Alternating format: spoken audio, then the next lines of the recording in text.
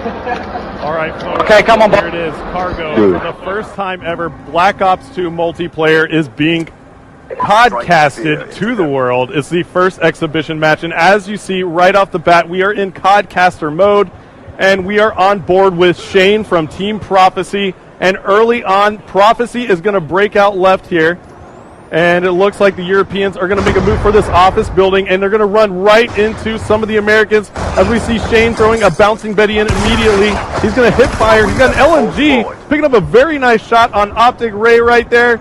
So nice job by the Europeans drawing first blood, but the North Americans actually answer back pretty quickly here.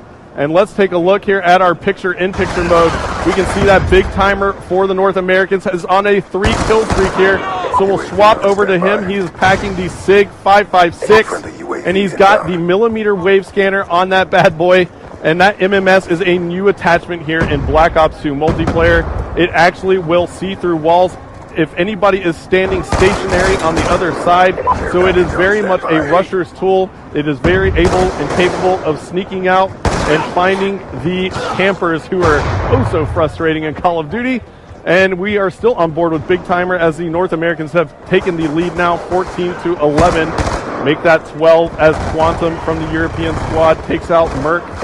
And it looks like the Europeans just had a flurry of kills. Let's swap over and check out Swanee of Team Prophecy, who's playing for the Europeans here. He has the Ballista iron sights.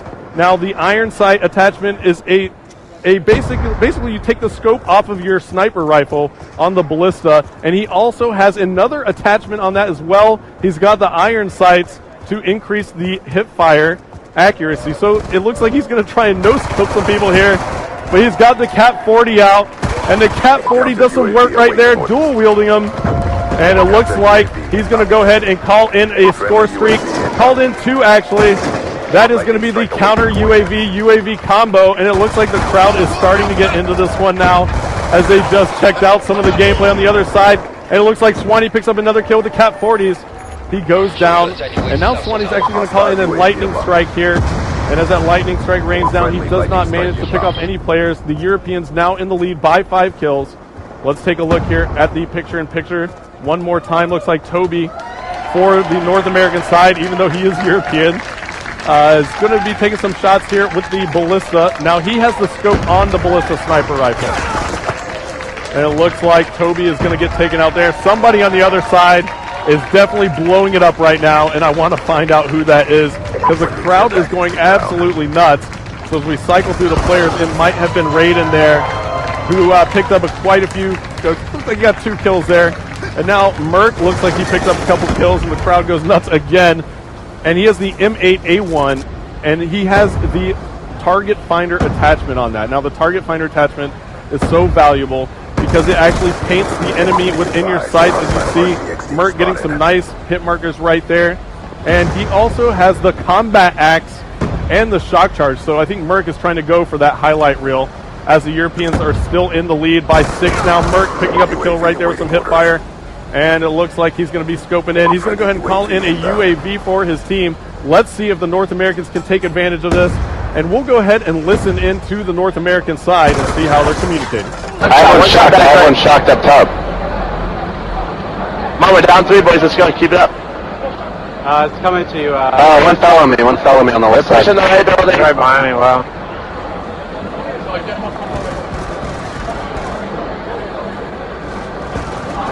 Oh, inside, up top.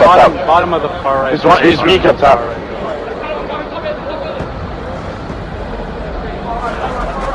No, he's in the closet. One shot. Don't shoot in the closet. Nice, we're still down 3, guys. Come on. One shot, we're on the west side. I got him. And as we took that listen in right there, we heard the North Americans communicating so effectively. And now they find themselves still down by 6. They were trying to claw back into it. As you heard Merc giving some nice call-outs to his teammates, picking up a couple kills right there as we were viewing him. And it looks like Gunshi from the European side is on a tear right now with a 6-kill streak. He has the M8A1 assault rifle. And it looks like he has the classic reflex attachment on that. So the reflex sight, and he actually has 2 attachments. If you notice in the bottom right corner of your screen, you'll see a small circle there with a tiny arrow. That is actually the select fire attachment. So that means Gunshi can take that weapon and put it into automatic fire mode, or he can turn it into burst fire mode. And it looks like Gunshi picked up another huge kill there on Ray with the TAC-45. That's his secondary pistol. Spots another player from the North American side, picking off some nice shots right there, some nice hit markers. And it looks like the Europeans are increasing their lead here. As we take a look at the map, looks like Gunshi's going to run into maybe a couple more North American players right here. He's going to decide to back off a little bit. But one player is breaching that office building, so Gunshi's got to be careful. Take some shots there. Nice shots on Big Timer. Spots another player from North America up top. 38 seconds left to go now.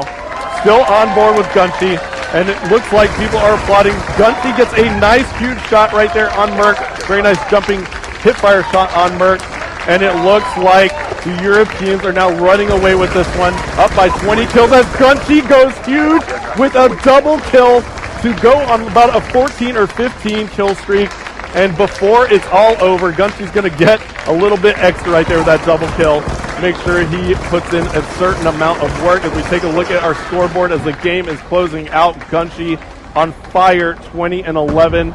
And as you can take a look there, 82-64 is going to be our final score, with the Europeans taking round number 1 here on Cargo.